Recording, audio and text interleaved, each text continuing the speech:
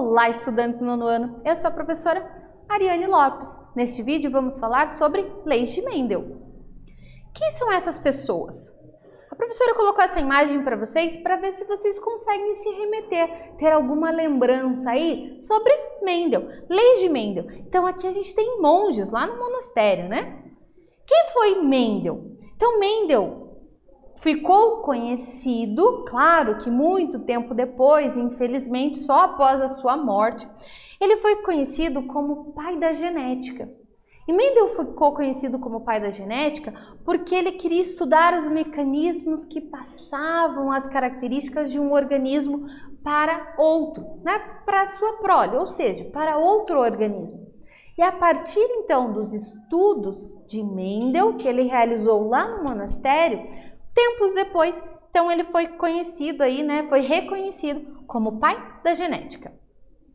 Mendel, por mais ou menos 7 anos, ele cultivou quase 30.000 plantas de ervilhas. E ele foi analisando a parte reprodutiva, ou seja, as flores dessas plantas. Ele dissecava para obter um cruzamento controlado e analisar todas as características dessas plantas.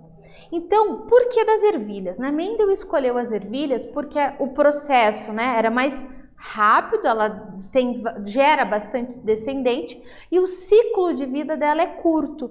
Então, por este motivo, ele escolheu as ervilhas. E aí, com as ervilhas, ele foi fazendo, durante esses 7 anos, ele foi cultivando e foi analisando essas características e realizando aí as suas anotações. Então, Mendel analisou as características de formas distintas. Então, ele analisou sementes verdes e amarelas, flores brancas e púrpuras. Então, ele pegava sempre duas características da mesma situação. No caso aqui, como sementes.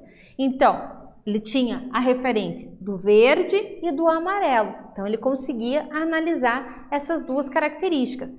As flores brancas e púrpuras. Então, ele sempre tinha duas características para poder fazer toda a sua análise. Ele realizava, no caso da ervilha, a flor dela, pela formação, pelo formato dela mesmo, então ela já possui ali as duas partes reprodutivas, a feminina e a masculina. Nesse caso, a flor da ervilha, ela já realiza um processo de autopolinização, por ter os dois aparelhos ali. Então, Mendel, com essa questão da autopolinização, ele conseguia obter resultados de linhagens que ele chamava pura, porque uma planta gerava outra planta igualzinho a ela. Então, as características eram invariáveis. Foram estudadas 7 características, como a professora falou, sempre em pares, formas de sementes, lisa ou ondulada, cor da semente amarela ou verde, cor da flor púrpura ou branca, forma da vagem inflada ou constrita e cor da vagem verde ou amarela. E assim por diante. Então, 7 características que ele foi analisando sempre aos pares. Ao final, então, de todo esse experimento, que lhe permitiu, então, chegar nessas características de ter fatores recessivos e fatores dominantes. Assim, ele consegue chegar na questão das leis da hereditariedade, chegando então na sua primeira lei, que é a lei da segregação, onde cada indivíduo recebe 2 fatores dos pais, mas transmite apenas um. E também a segunda lei, que é chamada da lei da segregação independente, que estabelece os fatores para 2 ou mais características se distribuírem independente durante a formação dos gametas, combinando-se ao acaso.